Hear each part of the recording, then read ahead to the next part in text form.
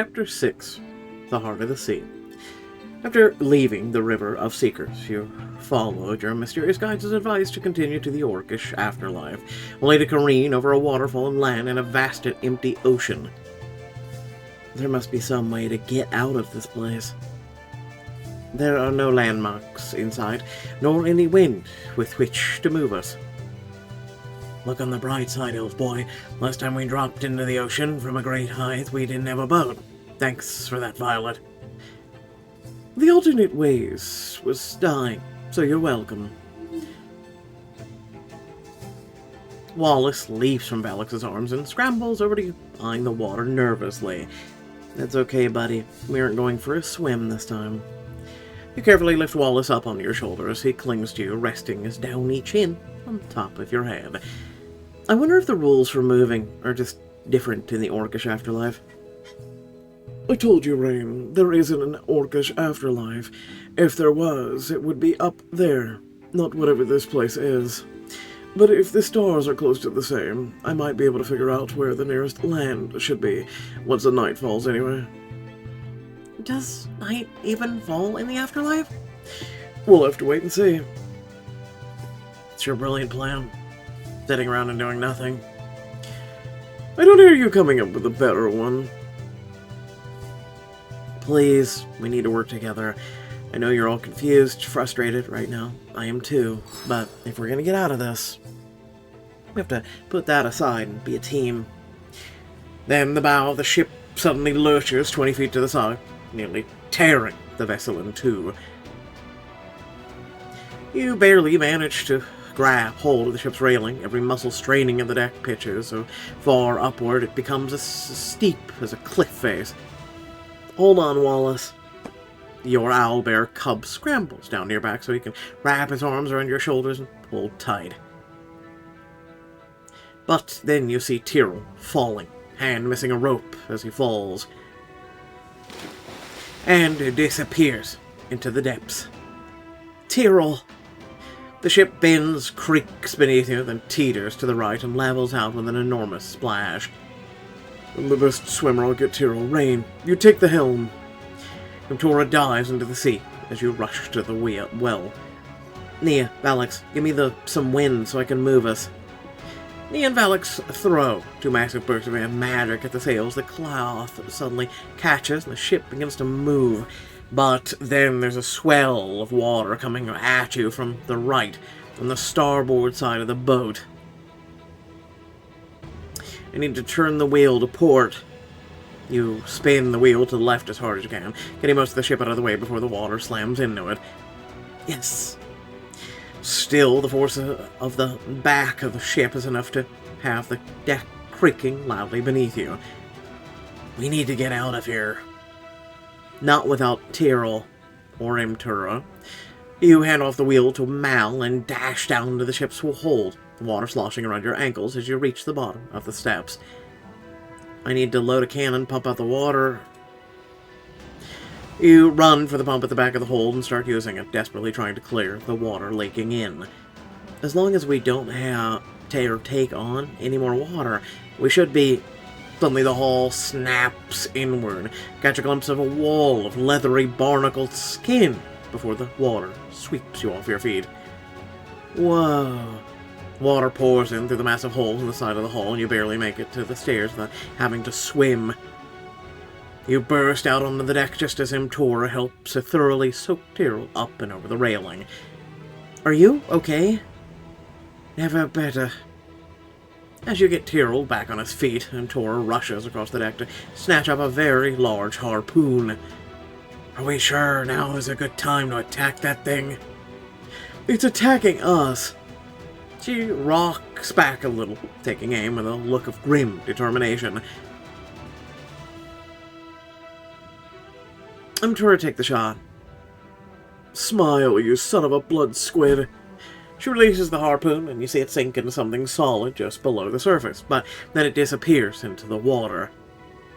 That doesn't seem good. I'll lead it away. As your friends scramble to get your ship moving, you point out to sea, conjuring up an illusionary replica of your ship, complete with doubles of your friends.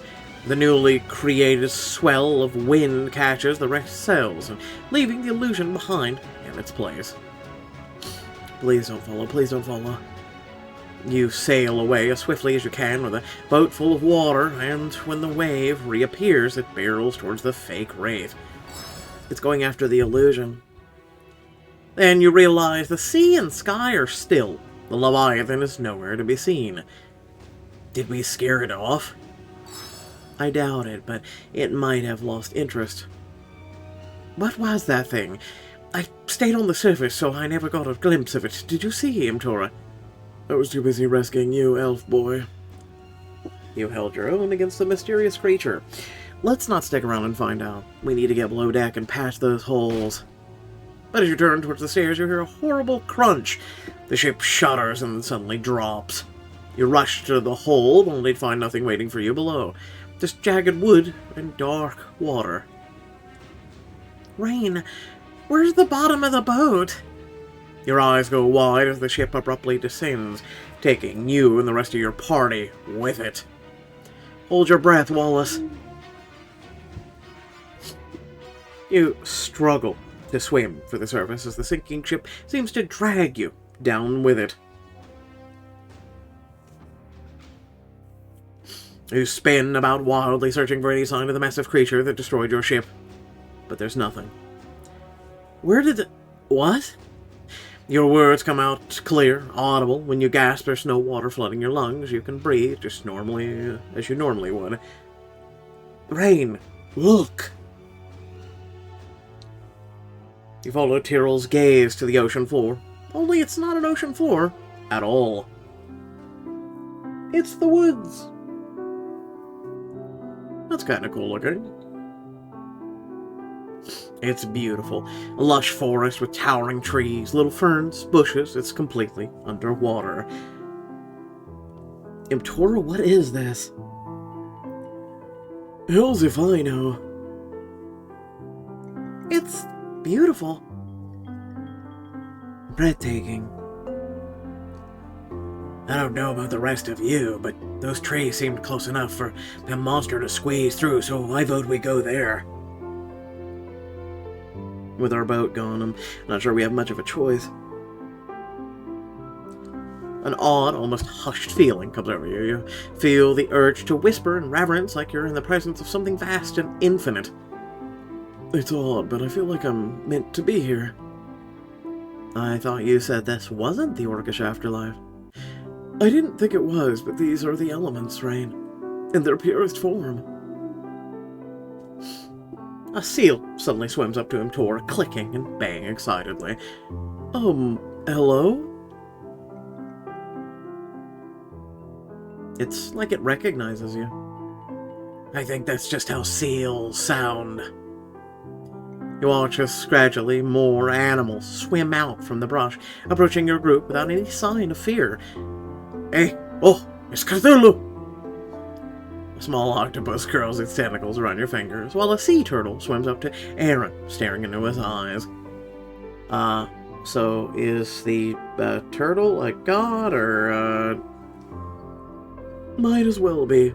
Look at her. She's so happy. And then there are creatures like nothing you've ever seen in the world above, each of them with wings that flutter like fins in the water. Yes, we've seen these.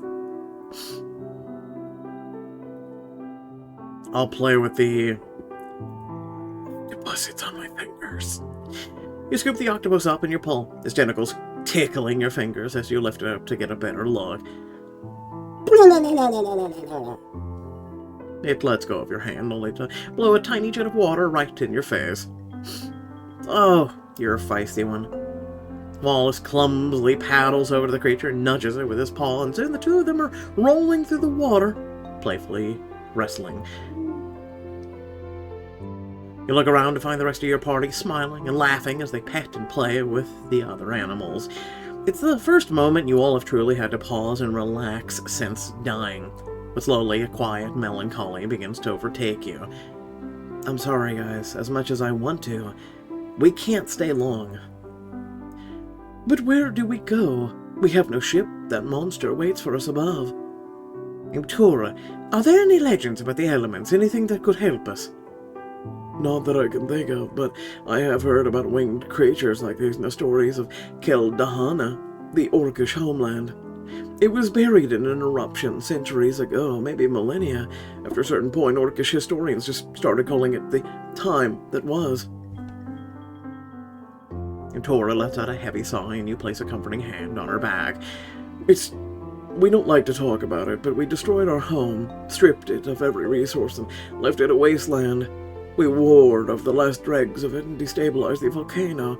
We had no choice but to take to the sea. Well, this place certainly isn't a wasteland. Let me reach out to Kate. If he doesn't know anything, he and Cherta can at least do some research for us.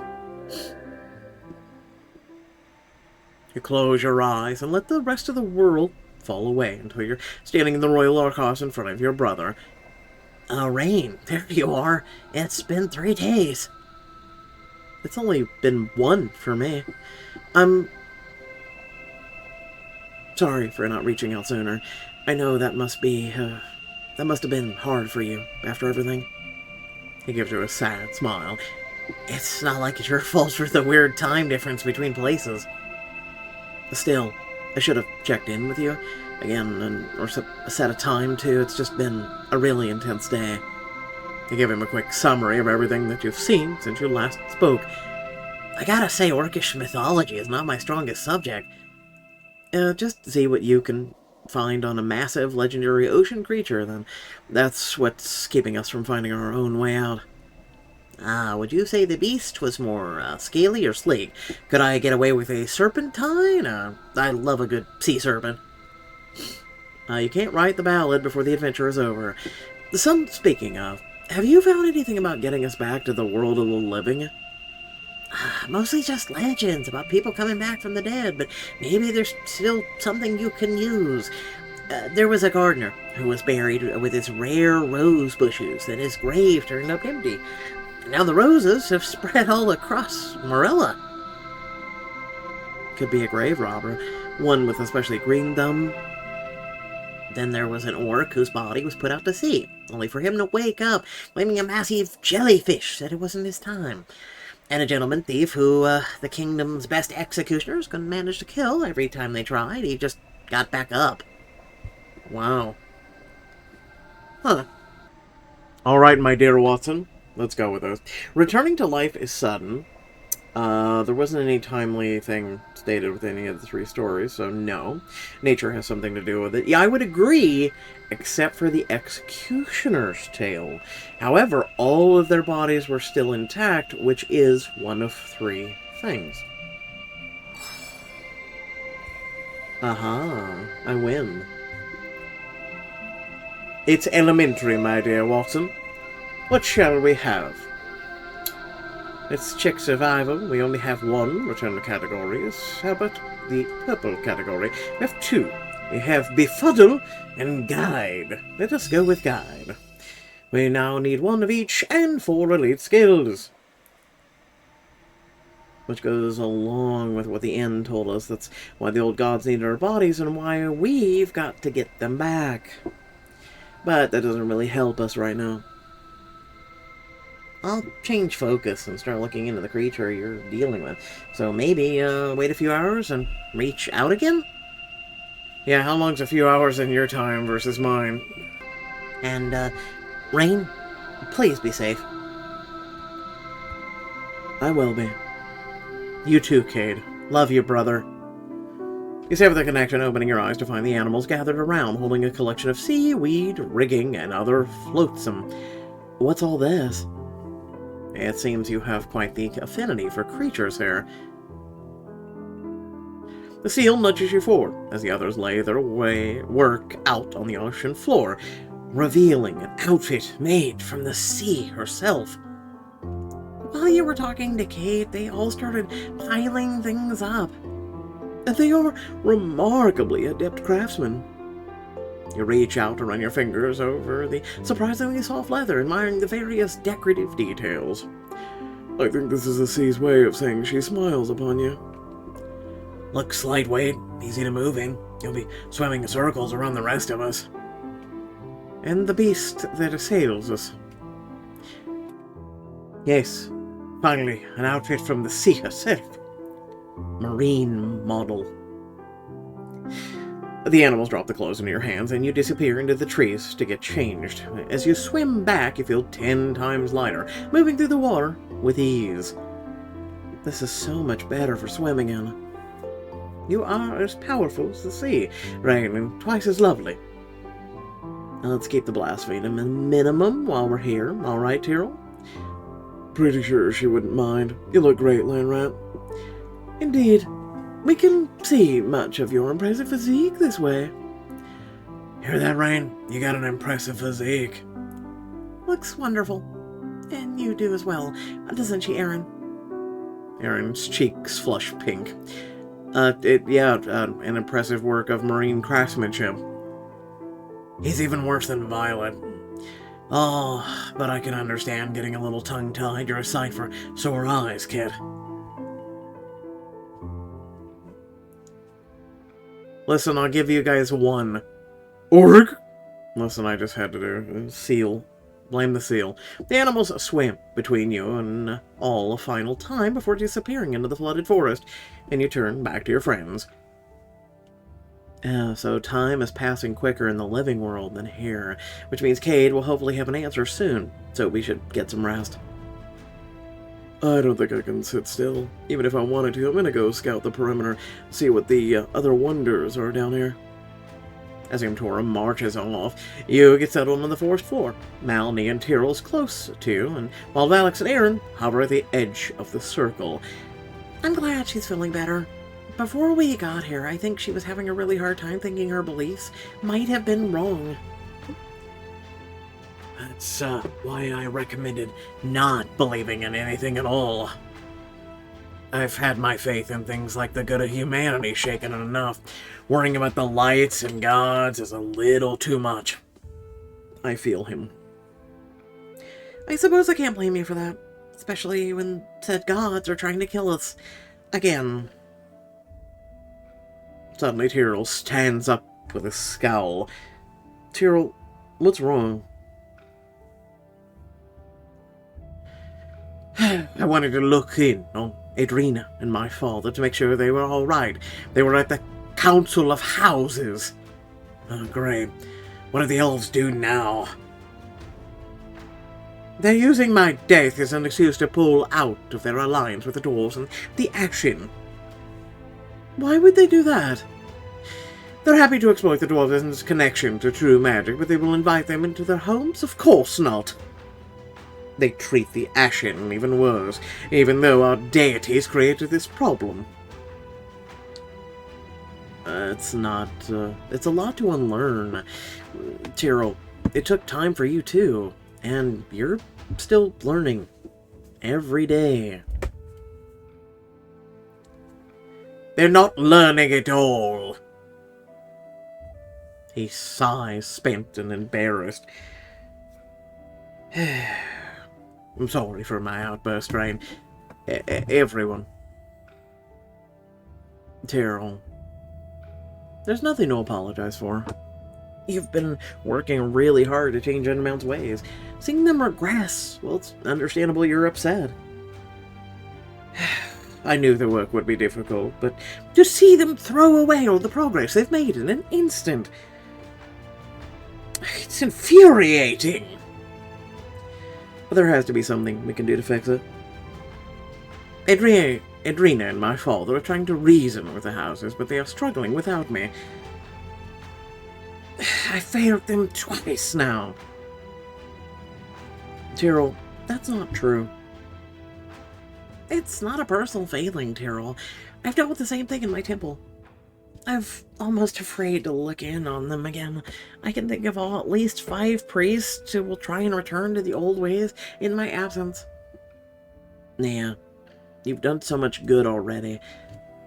With the kids at the orphanage, with the young mages and priestesses who, are finding new confidence with your guidance. Hells, when I saw you addressing the crowd in the temple, I saw a better way forward, and it seemed like everyone there agreed. Oh, Rain, that's so kind. It's not kind, it's true. I bet if you look in the right place, you'll see people carrying on your legacy even now. It's just that the old priests I worry about, though. My own followers are so eager to hold me up as long as some kind of paragon. They miss my lessons completely. I just wish I knew what Scholar Vash would say about all this. It was such a good at reminding me that the light can change anything. Nia, do you think you could pray for my mother? Mal refuses to meet her gaze, but Nia places her hand over her heart and, nearly overcome, "Of course, Mal. It would be my honor." It doesn't mean anything to me, to be clear. But I figure it can't hurt, you know. Hedge our bets. You're still worried about her?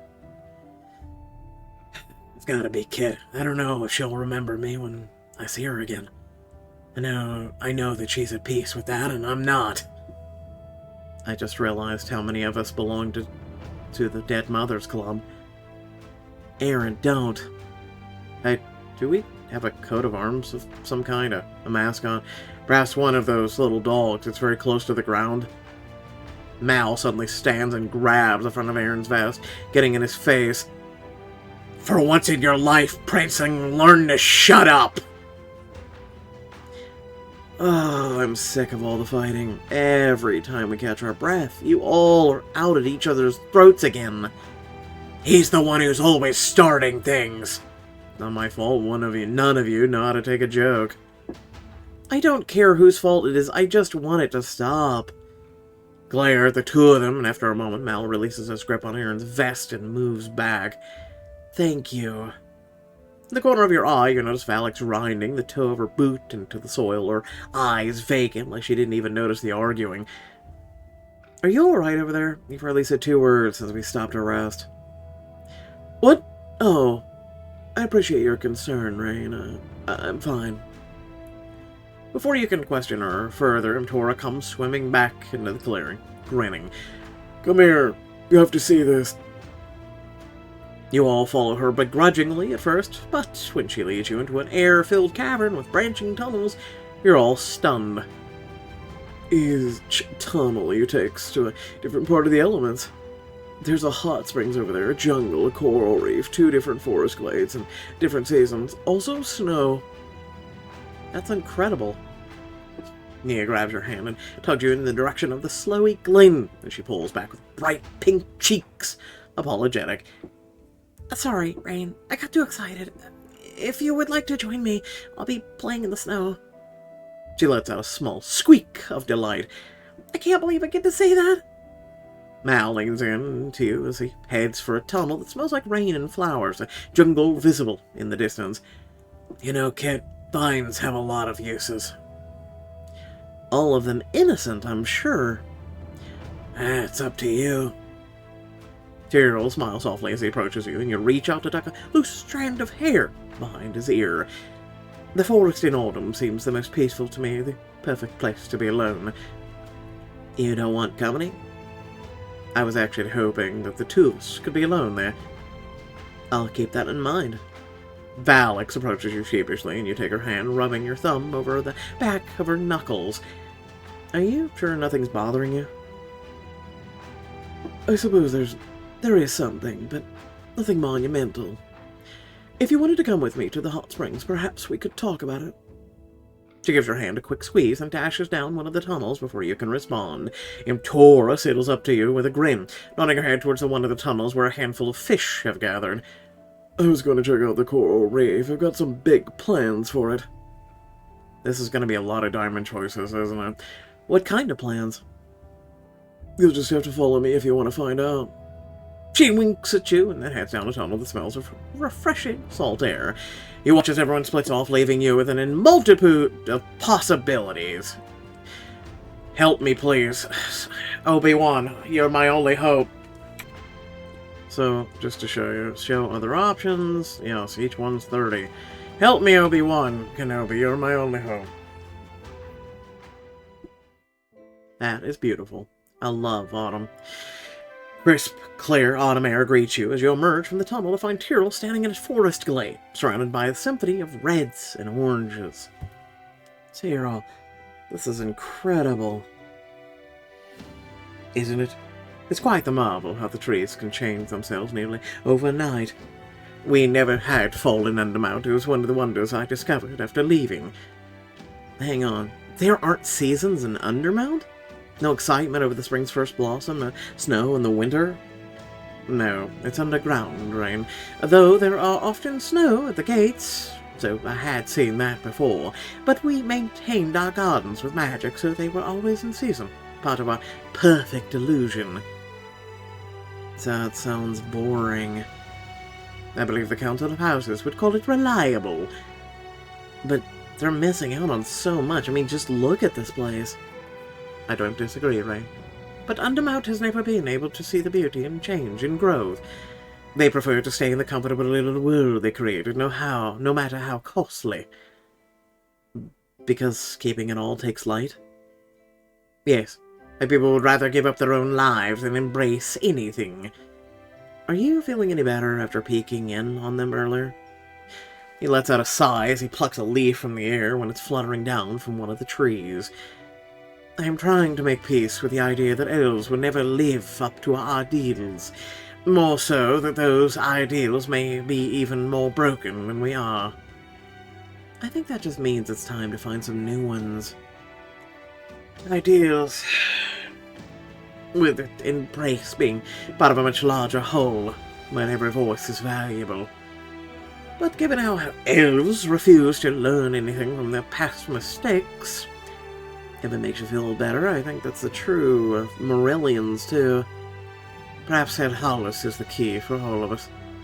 If we expose Nevora's lies at the source, then we can fix the world above. It's a nice thing to hope. But it also is not your sole responsibility to make the elves better. I shall endeavor to remember that. He drops the leaf he was holding, both of you watching as it joins the dozens of others littering the forest floor. But how are you doing, Ray, given our current situation? I'm struggling to see a path forward. I'm glad we have Kay to do research, but it seems like no one fully knows how this place works.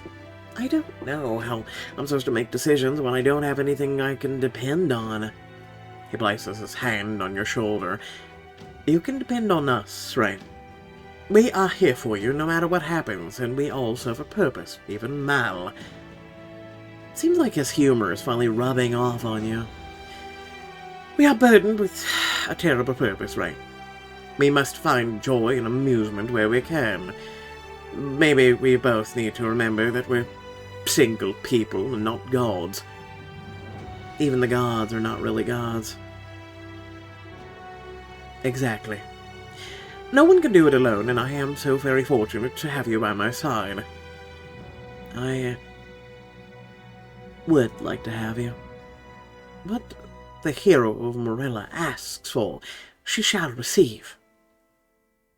You spoil me. Wrap your arms around his shoulders, pulling him close so you can kiss his neck and the perfect angle on his jawline.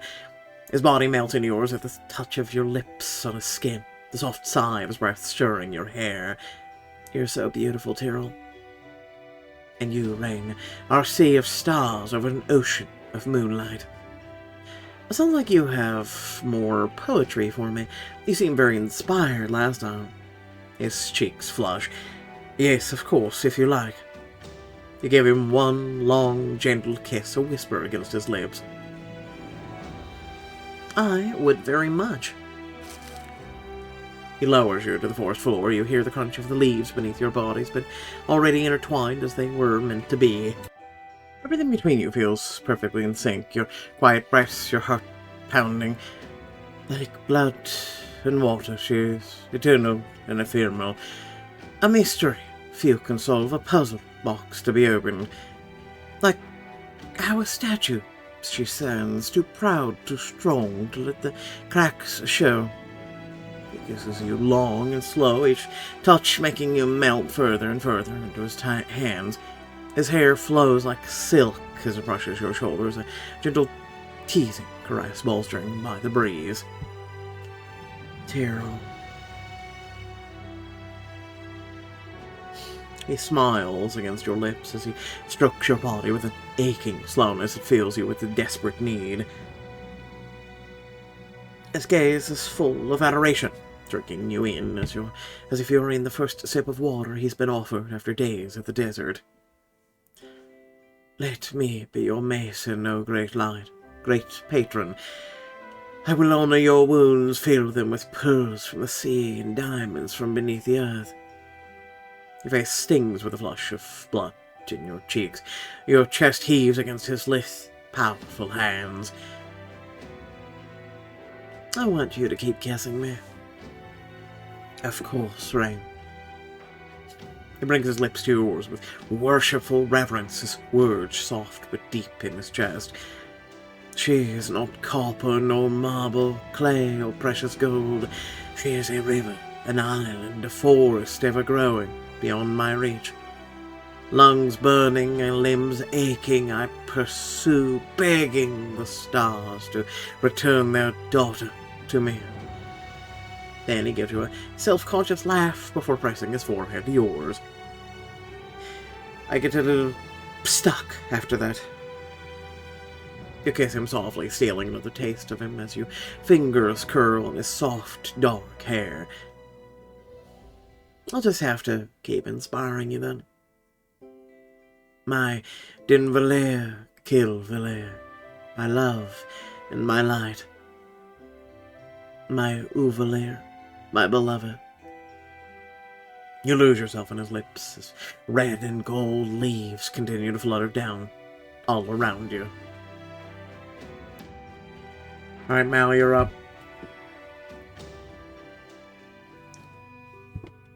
Mal's already climbing a twisted jungle tree when you catch up to him. Hey, wait for me. You know I love a good chase. He keeps climbing, and as you follow after him, you pause for a moment to appreciate the view. It is pretty. Come on, kid. There's no point in me showing off if no one is watching.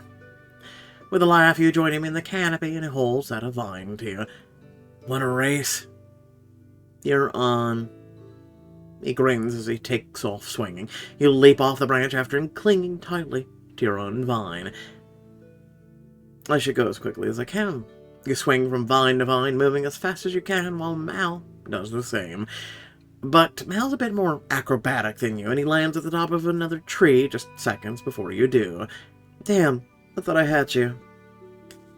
Never underestimate Mal the Magnificent, Rain. Too bad we don't have something like this in White Tower.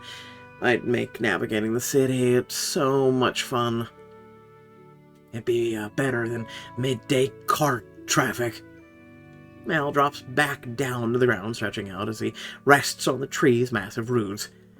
I needed that, a little reminder I'm alive, metaphorically speaking. So, what are you avoiding talking about? Who says I'm avoiding anything? You're rambling, for one. You always do that when you don't want to talk about something. Or, think about it. Or don't forget trying to avoid thinking about it, too. Mal? I just don't know what to do. I've been so set on returning to the living world, but with my mom down there, I don't want her to be alone. He looks off to the cathedral of green around you, struggling to form words. She was always alone when we were little. She'd talk about how my dad was going to visit and bring us toys or food or money. He never did. I'm sorry, Mal. You deserved so much better. I don't know about deserved. Like she said, I got into a lot of trouble even then. Mal, you were a child. Children get into trouble all the time. That's normal. And it's certainly not a justified reason to neglect you and for the neglect you had to deal with. He nods, winding one of the vines around his hand, and as though he can't sit still. How are you, doing with all of it? Does any part of you want to stay?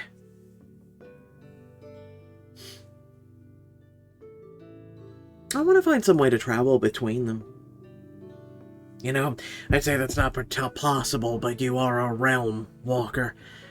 And you've done the impossible more times than I can count. That's just what happens when you... I'm really, really motivated. Someday you're gonna meet a law of physics you can bend to your will. Don't worry, I'll negotiate with it. He laughs. Sounds like you, kid. Sounds like you. What about you, Mel? Would you stay here, even if I didn't? He shakes his head and puts his hand on your shoulder.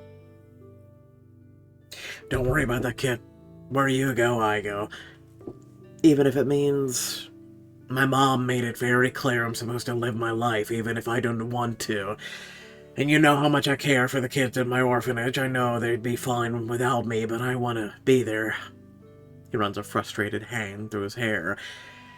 It's like I'm being torn in two. But I know I don't want to be without you, Rain. I'm a better person when I'm with you. And I like being that person. I just don't want there to be a reason you lose the people you love. We always lose the people we love, in the end, Rain. Except down here if you play your cards right. Unless El Hollis turns out to be a big empty field with a broken sign that says, "No Faro is here." Well, thankfully we don't have to decide what we want to do yet. We have to save the world first, again. See what I mean? We deserve a real vacation, a monster and bad guy-free vacation.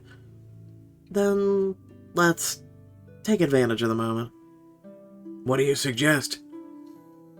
You stand up and dust some of the dirt off your clothing. Then you give him a come-me-hither look and lean back against the tree trunk. Why don't you come and find out? He grins as he gets to his feet and saunters over to you, planting his hand by the side of your head. Oh, you don't have to ask me twice. And without another word, he's kissing you, holding you. You swear the world itself seems to shake along with the thrum of your body. The breeze caresses your skin, and as his lips warmly brush yours, and you're not sure which is responsible for making you shiver. You're magnificent. He smirks at you, his eyes dark. I shouldn't, like that as much as I do. You chuckle as you lean forward to capture his lips again, getting swept up in the heat of him. As you break apart, he pauses, as though admiring every detail of your face. The desire to please you so evident it nearly breaks your heart. Tell me what you want, kid. What you need. Let me give it to you. You have to reach back to clutch a vine as he ducks his head to kiss along the line of your neck. The chorus of your sighs fill the air as every brush and nip of your heated skin, desire pooling in your belly. I want to scream your name. Just kidding. Kiss me until we forget where we are. I want to feel like I'm flying. Well, you can fly. Only if I concentrate. And it is very hard to concentrate when you're around. He grins as he cups your cheek and draws you into another kiss, stealing your breath with every gentle caress. As you break apart, his gaze is as soft as you've ever seen it, brimming with adoration and gratitude. Do you have any idea what you do to me? I've got some ideas. You thread your fingers through his hair, and he lets out a soft sigh as your lips find his. I love you, Mel. I'll say it every day, every minute, until you understand how devastated I'd be if you weren't by my side. I'm not going anywhere, Rain. Ever. I love you. He kisses you, and you kiss him. The wind whistles in the trees, and soon there's nothing but you and him and the quivering leaves. Let's go with him. Why not guys out of the way first?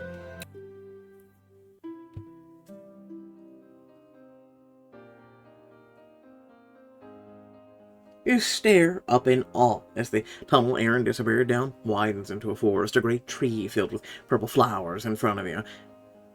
This looks familiar. That's because it's the whimsy wood, or some facsimile of it. You both stand for a moment, just taking in the blowing blossoms, the sweet scent of honey and flowers, the scent of life. It makes me a little melancholy now. The goblins were so kind. Perhaps they had the right idea, simply becoming trees rather than dealing with all of this. The afterlife not at all you hoped it would be? Just different than I expected, I'll admit. When I was alive, I lived in abject fear of death. After my mother died, everyone told me she was in a hollis. But when I asked how they knew, they only had one answer. He sighs. Faith, they said. She was a good person, so she would not go to any of the three hells. Instead, she would join the gods in the City of the Lion. But that image, the three hells, haunted me. My father grew impatient with the nightmares. I didn't have the nerve to tell him what I really feared. Did you think that that's where you were going to wind up? Because you were already talking with the Shadow Court? You are always so perceptive in the most inconvenient ways, Rain. Well, I've been told it's part of my charm. Aaron can't help but chuckle. But, yes. I knew they were evil, as the Tipple saw, and that associating with them might have made me the same. It should have been simple. I should have run away the minute they spoke to me. Why didn't you? They made me feel seen, and they didn't feel at all evil. Nira didn't. She felt curious, like me. Nira as in Lady Nira? Why didn't you say the two of you were close? She tutored me before the Dread Lord took a mere direct interest in my progress. I'm not sure she even remembers all that. I think you should have asked her. The worst thing she could say would be no. I'm not sure I could have handled that, Rain. I faced a lot of rejection in my life. Some I've earned, some I've never gotten any better at it. But you won't know if you're going to be rejected if you don't put yourself out there. Maybe that's something you can work on down here. My relationship with Nira aside, after everything with the Dread Lord, I figured there was no hope for me. I joined up with you. That was my attempt at undoing some of the damage, perhaps ending up in the first hell rather than the third. He lifted an eyebrow. Joining up is a funny way of putting it. I would have said dragged from jail, kicking, screaming, making supposedly witty comments.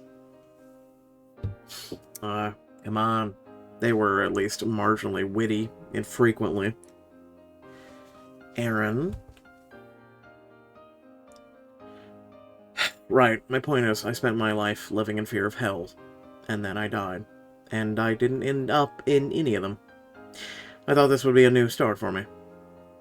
His face falls as he shoves his hands in his pockets, but then I saw Balder.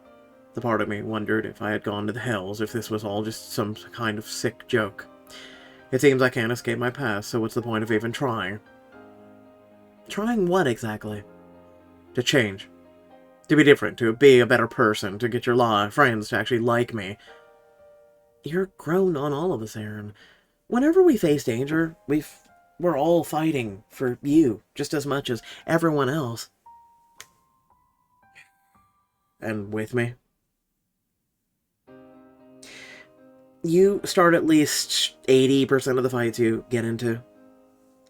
The worst part is I know I deserve it. I'm just trying to understand the absolution of it all. Like, who sends us where?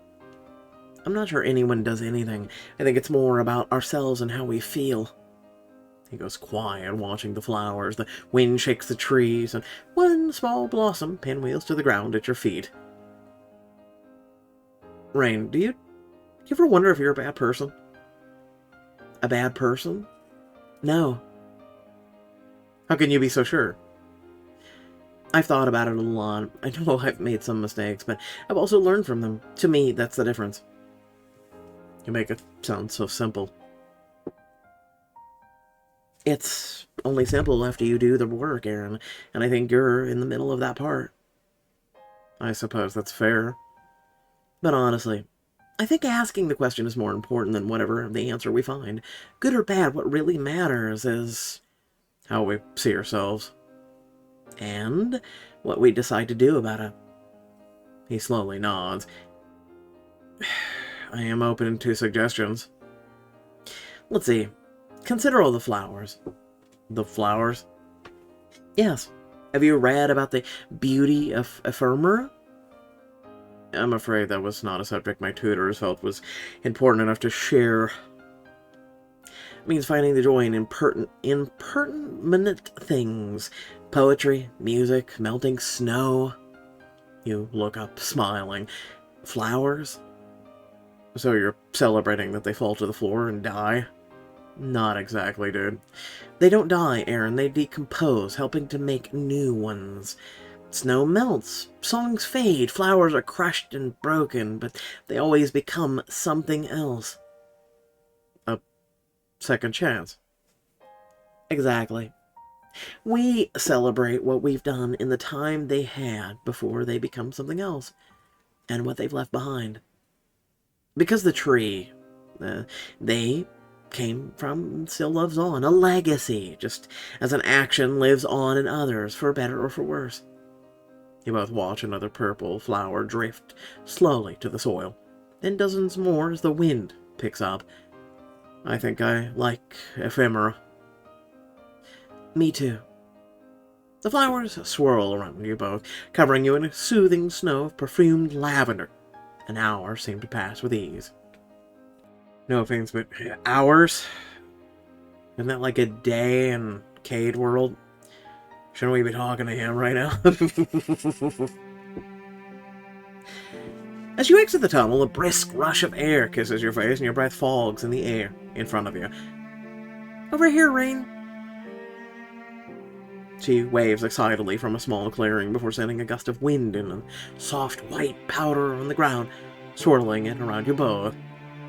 I imagine they don't get a lot of snow in White Tower. Very little. It gets cold and sad, but we're too close to the Cartesian for anything to stick. Did it snow in Riverbend? A few times a year, yeah. But winter's really just a stick season for us. It actually looks a little like the Deadwood. But Cade and I will always spend all day playing when we did get snow. Did you build snowmen? Have snowball fights? Make snowbirdmen? Snowbirdmen, that's a first. All of the above. I always dreamed of getting to do that when I was a little girl. Well then, why don't we build a snowman? To start, we'll need 3 balls of snow, 1 large, 1 medium, and 1 small. You kneel in the snow and start to roll the balls together before stacking them on top of one another. Now we just need to grab some of the rocks to make a face and some sticks for its arms. Clearly you don't have a carrot. You pick up some fallen branches and wedge them into the snowman's middle, while Nia makes its face with a handful of stones. Stepping back, you admire your creation. It's a little misshapen and lumpy, but you can't help but smile. They're so cute. I think I'll call them Rain Jr. Now, I don't know about you, but I am freezing. Oh, sorry, here. Strands of light leave her fingers, wrapping around you like a glowing blanket as you get settled on the ground. Nia lets out a sigh. You know, we've now met half of the old elven pantheon now. All my favorites, actually. You're a Midas fan? Well, no, I'm not, but I did love her a lot before this. She always seemed so powerful, so in control, everything I aspired to. She definitely turned out to be a disappointing role model. I've made my peace with them not being gods, but with them just being regular people. But that wasn't true either. They're worse than that. They're corrupt, cruel people who set up a church so they could control the elves, who then enslaved humans, and so on. Nia scowls, a couple of tears welling up in the corner of her eyes. How can I fight for a religion based on any of their teachings? Maybe I'm not the right person to reform the temple at all. Maybe it can't be saved. Reach over and take her hand, giving it a comforting squeeze. You told me the answers to this, Nia, after the Watcher died. You said the light is more than them. The light is more than them. It's just hard for people to get a grasp that. They want someone to pray to, someone to believe in. They want a figurehead. You could be that for them. That's the problem, Rain. Some of them already think I'm a god, or at least the second coming of the temple's founder. I'm sure it's gotten worse and I died. Well, died again. A god? Is it... What does that mean?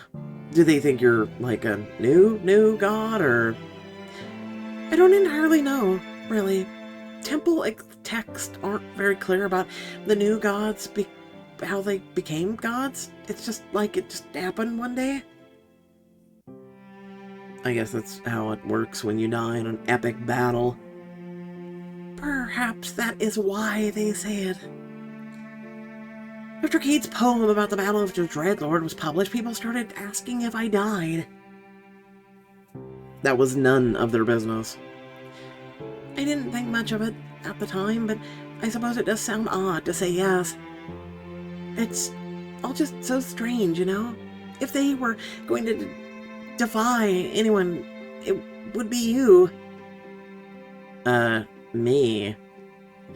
You're the hero of Morella, Rain. You returned from the Shadow Realms. You slew the Dreadlord.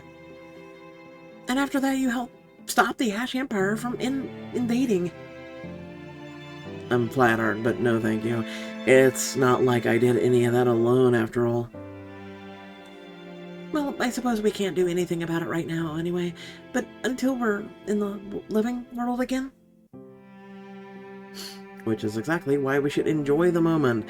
I mean, we're in the middle of a snowy glade that's inside of a cave that's under a magic ocean, where we can breathe.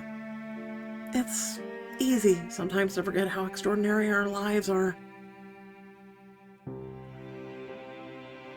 Or afterlives, in this case. Afterlives, right. You squeeze her hand again, and this time she squeezes back, like you're the only thing keeping her anchor to the ground. Why don't I cheer you up with a kiss? Nia's cheeks flush. Her shy smile makes your heart beat double time in your chest. I'd like that. You cup her face in both your hands and lean in close, bringing your lips to hers. She tastes like sunlight and the air from after fresh rain. Bright, beautiful, and utterly perfect. You know, you'll always be a goddess to me, Nia. She throws her arms around your neck and pulls you into a crash, your lips together. Heat suffuses your skin, filling you with a tingling warmth you know can't all be ascribed to magic she's wrapped around you. You're so warm. That's your fault. She removes your clothes with hungry, playful fingers, letting them brush teasingly over your skin as she goes. Then she kisses your collarbone, your jawline, your nose, each only growing more desire for her. Let me feel you, Rain. I want to feel you. You slowly slide her robes off as you draw her into a feverish kiss, unwilling to be fully parted from her, even for a moment. Every inch of the newly revealed skin begs for a touch, a tease, a taste, and you let yourself indulge. How's this? She lets out a joyous gasp, and she finally is bare beneath your hands, her body arching towards yours like an offering. She's eternally stunning, as always. You take a moment to let your gaze sweep over every gorgeous curve. You're beautiful. Slide your hands down her hips, draw her close, relishing the feel of her bare skin against yours. She lets out a soft sigh, sinking in your embrace as you pepper her face with soft kisses. I could stay like this forever.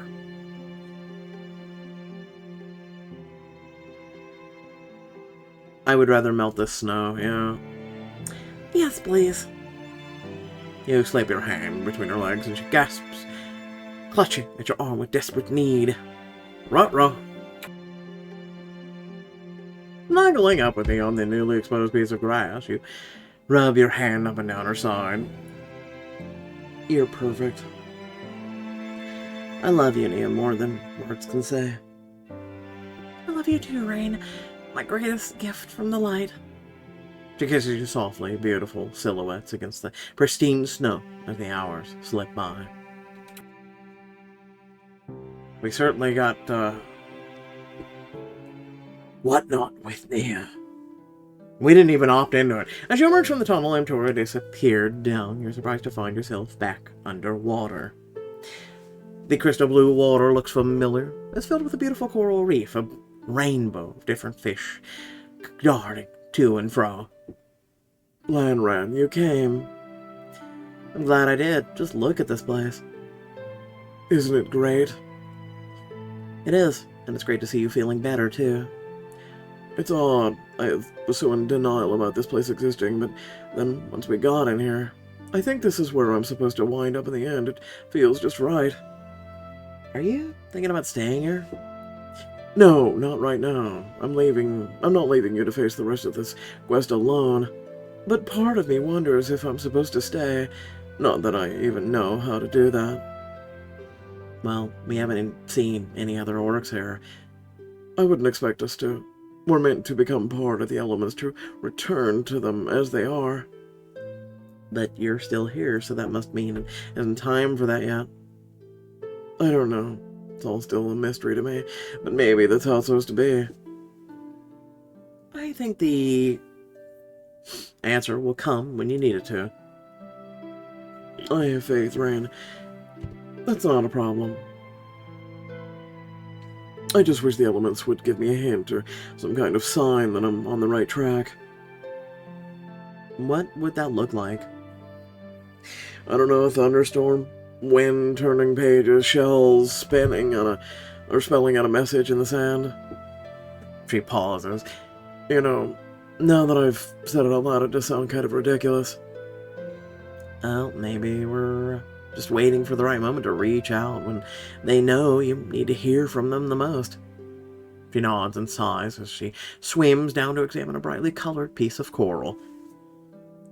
That's not all that's bothering you, is it? No, now that I know this place exists, that it's real, I wonder if my mother's here in some way. Do you want her to be? I'm not sure. She just died so suddenly, and our last interaction was so painful. And after seeing what's happening with Mal's mom, I started thinking about what parts of our relationship I would be all right losing.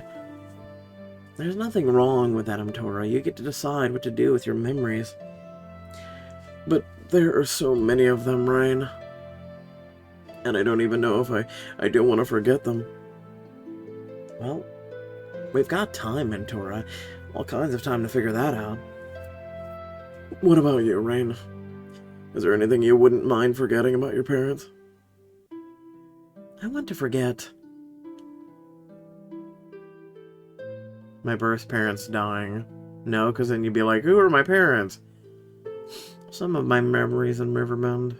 No, I feel like each and every memory, even if it's painful, hurtful, and whatnot, makes us into the person that we are.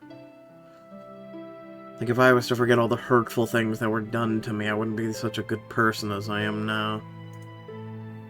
There's a lot of bad mixed in the good, but I should have expected you to be so confident. Our fearless leader. I don't feel so very fearless right now.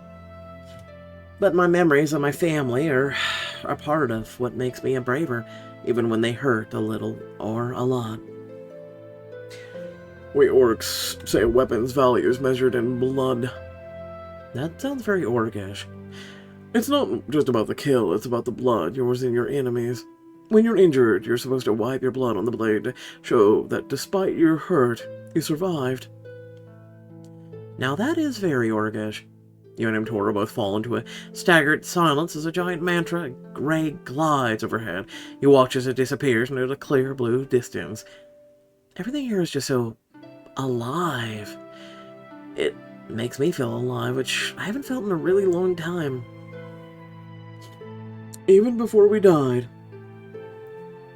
I still don't think I've really recovered from the year I was missing and everything that happened after. I'm not sure any of us have. Tora bumps your shoulder with her own, her tusks jutting out as she grins. That's why it's important to take some time to just be, to play, laugh, to let everything else go. I think a kiss would help me do that. Great idea, Landrat. Ryan's moved her clothes in an instant as she meets you in a kiss, not even wanting or having to watch what her hands are doing. She nips at your lower lip, whatever tusk's digging in, and you all but melt in her arms at the pleasant sting. Yes. Her mouth trails down to your collarbone, her tusk grazing your throat, and you barely keep from letting out another groan. As the last of your outfit drops to the ocean floor, which apparently all the women doing things to women are just doing that. Us guys, we kiss, that's it.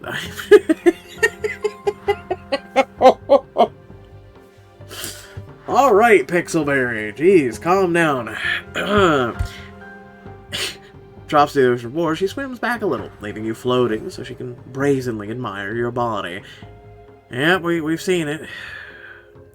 Now that's a sight I'll never tire of.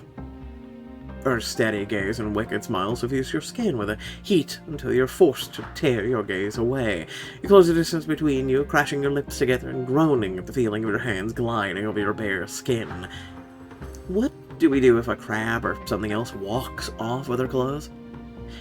Well then, both they and our friends will be honored with the greatest sight on earth. You pull at her clothing with a hunger that only she can summon, letting them fall through the water to join yours. Then she's finally free of them. You rake your gaze down her muscular form, the sight of her only fueling your desire. Need me that badly, huh? I always need you. You press your body to hers, making her pant as she showers you with desperate tusked kisses, and sharp and soft all at once. The contrast never fails to ignite you from the inside out, and you let Tora know as you desperately clutch her close. Sunken hills, Rain, you're incredible. Tora, don't ever stop kissing me. No, that's my favorite kind of water. She holds you tight to her beneath the waves, kissing you sweetly as you chase the joy she always makes you feel in her strong arms. You've never experienced feeling so safe and so reckless at the same time the way you do with her. Tora, thank you for taking care of me. She squeezes you in her strong grip, her thumb brushing your shoulder blades with surprising tenderness. Then she presses her mouth to yours, taking a little nip of your bottom lip and drawing it out between you. You always do the same, Landrat, and it does feel so damn good. You cling to her, your bodies intertwined as they always are meant to be. I love you, Tora. I love you, Rain. Wherever I am in paradise as long as I'm with you. You're my moon and my sky. And you're my sea and my winds. And with the current gently flowing past you, the hours slip away as you hold each other close. Last but not least,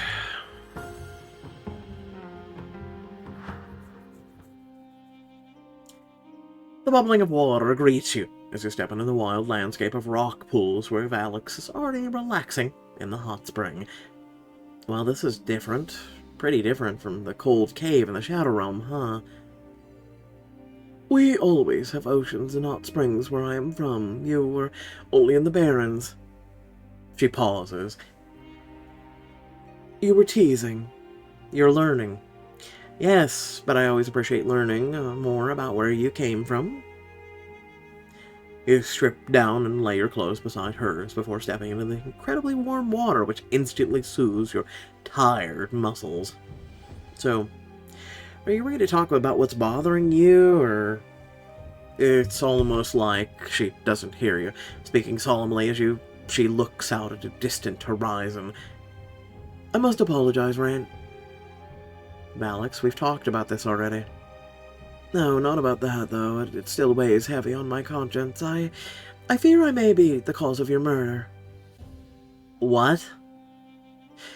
I carry the Watcher's power, which is the old god's power. They'll likely know where I am at all times. I have placed you in grave danger. Perhaps I should leave now before they catch up to us again. She stands, but you manage to catch her wrist, stopping her despite her inhuman strength. Alex, we don't know how they found us. Let me go, Rain. No, I won't. We don't know anything about how these people work, aside from how good they are at kicking our ass. Maybe they tracked me because I'm a realm walker, or Nia because she died once already. That is far less likely. Then at least stick around until we know for sure. After a moment, she sits back down in the water, her shoulders hunched. You've got to stop using your situation as a cudgel against yourself. I know you've done bad things, but so have... They are on different scales, Rain. You put your hand on her shoulder, waiting until she turns to face you, the anger draining from her face. Yes, they are, but the principles are all still the same.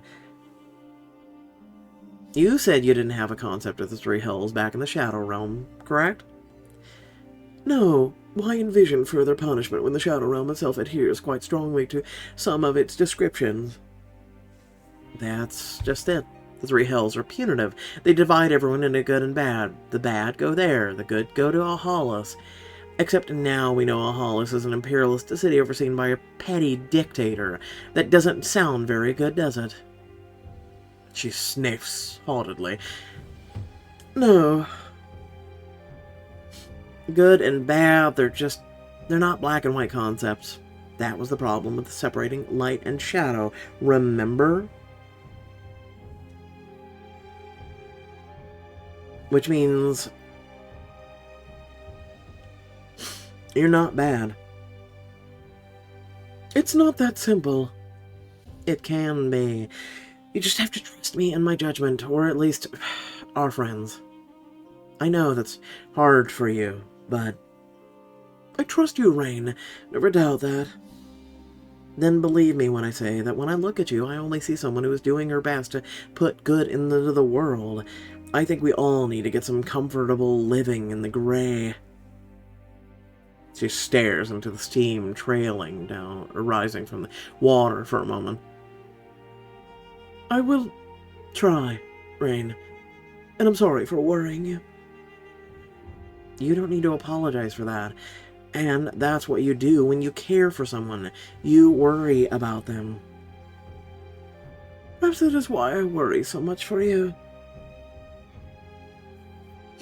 But I think these hot springs are pretty good for a way to escape our worries. At least for a little bit. Alex smiles at you, the first one you've seen in ages. I would like that. Let's unwind together. That is a very appealing idea. I thought so. She stands in the steaming water and gracefully, the power of her body takes her breath away. She approaches you tortuously slowly, looking you over while every curve and coil of her lithe form makes your heat rise within you. Alex, don't tease me. Your mouth goes dry as she lowers herself into your lap and the smell of lilacs and smoke filling your senses. She wraps her arms around your neck and leans in close, her breath ghosting over your lips.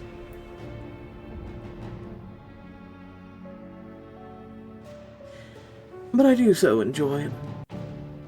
She then kisses you with wild abandon, and it only takes the smallest touch of her teeth on your lower lip for you to kiss her back, just as fervently.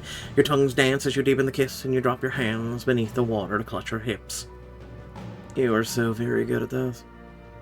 She laughs as she kisses her way along your jaw, her lips soft but firm against your skin.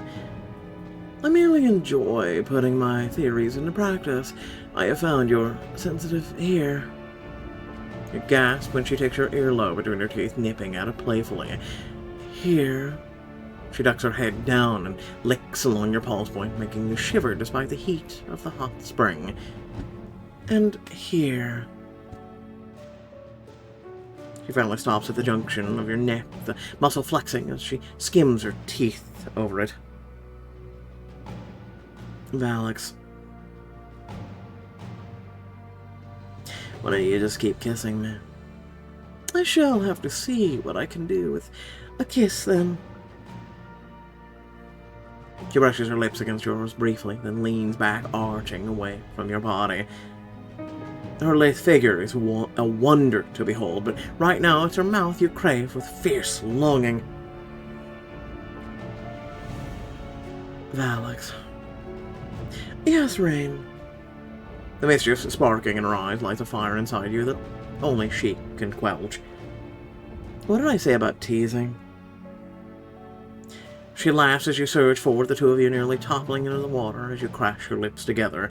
You wind your fingers through her hair as you settle back against the smooth rocks. There is no more perfect creation than you. I can think of at least 5 people who would argue with that. They are wrong. The steam rises around you both as you let the warmth of the hot spring soothe the rest of your worries away.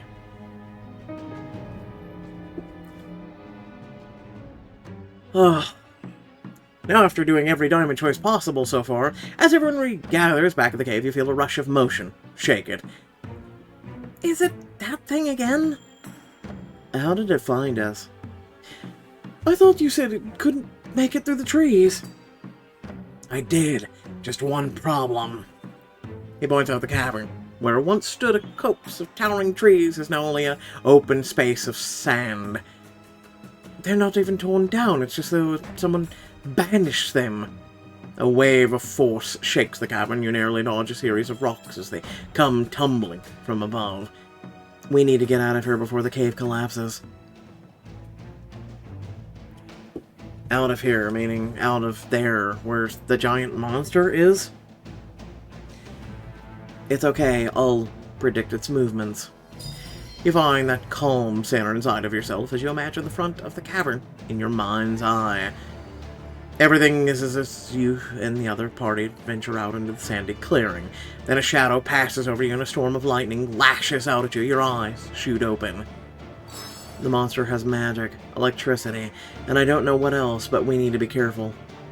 If we can draw its first attack, hopefully it'll need some time to recover and then make a run or swim for it. Sounds like a plan. You all hover at the mouth of the cave when a nightmare fills the entirety of your view. It's like that whale in Finding Nemo, except with crystals on it. A huge whale, larger than you could have ever comprehended, shoots a bolt of lightning right at your party, just as you envisioned. Okay, run. You feel the clothes you got from the animal spring to life, making moving through the water as easy as running. You dodge the lightning with ease. Yeah, but how about your friends? Who knew turtles could make things this fast? You try to make your way to the trees, but Aaron isn't as strong a swimmer as the rest of you.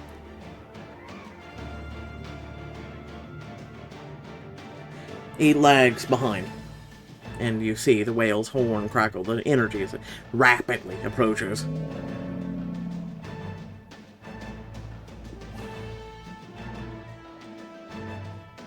Rain! Help him out of here, quick! You reach out to the energy surrounding you and dart forward, grabbing Aaron's arm and dragging him away with rapid speed. How does that even work? I still have no idea. You and your party finally reach the tree line, when the trees themselves begin to melt into nothingness. What is this place?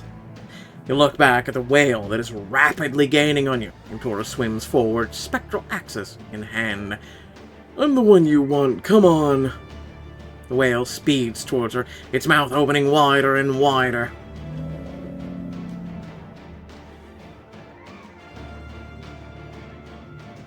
Then it goes around her, leaving a swirl of water in its wake. What the?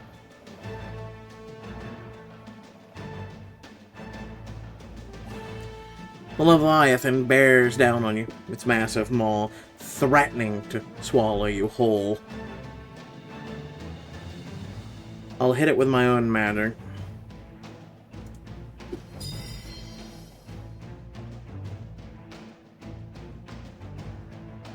You summon your spell shot, firing a bolt of ice at the creature's eye. The creature freezes, but the bolt never seems to make contact, like it was never there at all.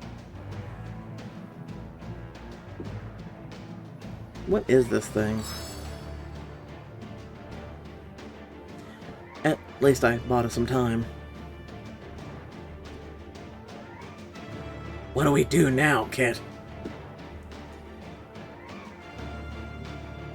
You look around, unsure where to go, but when every piece of the world seems to disappear except for the great creature. Back to the cave. We need to wait it out. You turn back the way you came, only for the whale to bear down on you once again. It opens its mouth wide. You feel the current begin to pull you all towards its jaws. I don't know how much longer I can keep swimming like this. Then maybe we stop fighting it. What? Are you mad? Let the current pull you in, and swim under it. We can hide in its shadow.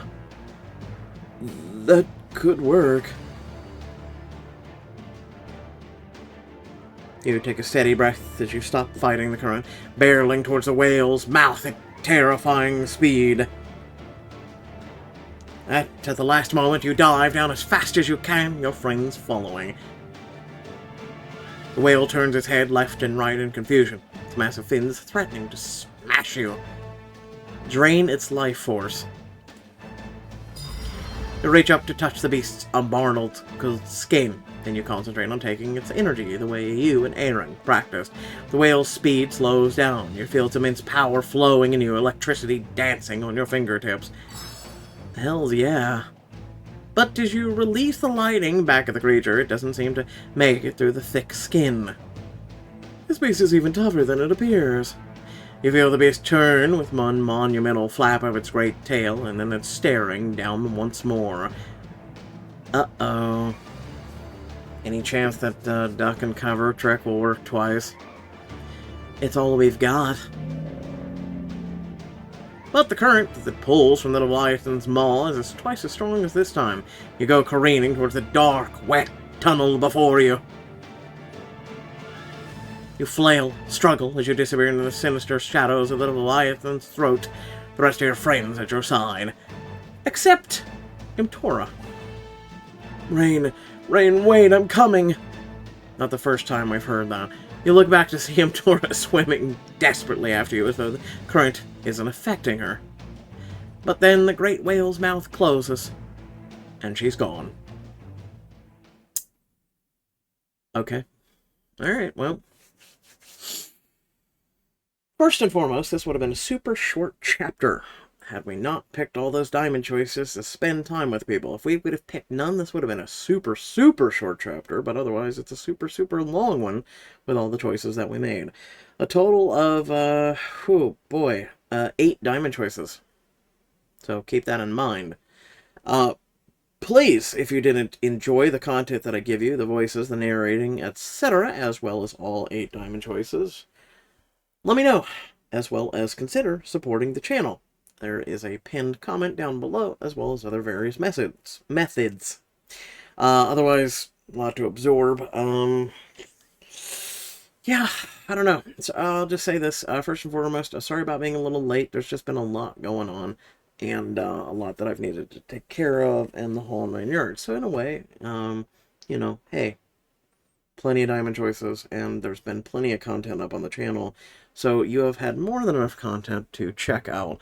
We pretty much did like 30 videos in the past week alone.